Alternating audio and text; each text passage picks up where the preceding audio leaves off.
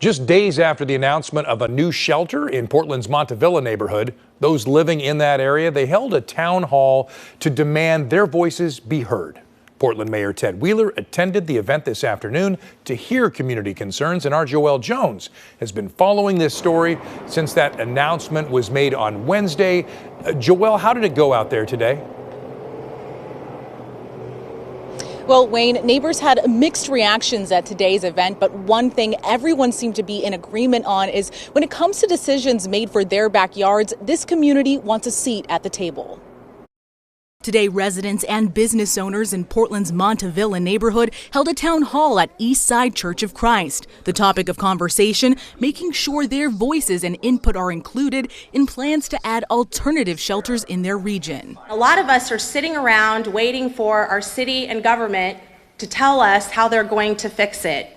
And I'd like to submit to you that we should be involved in those decisions too.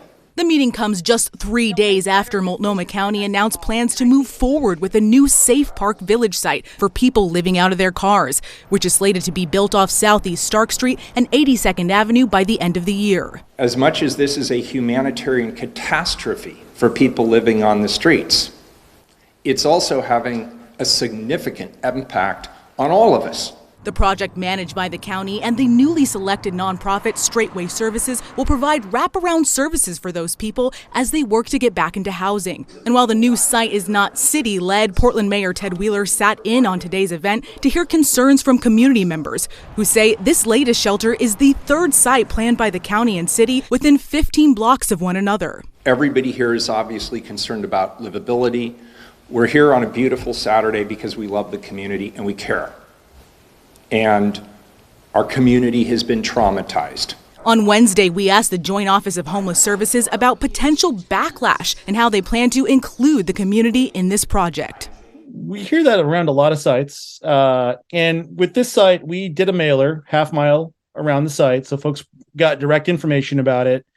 But we also had 2 other community meetings that we've been to, invited by the neighbors to come. They're offering their support.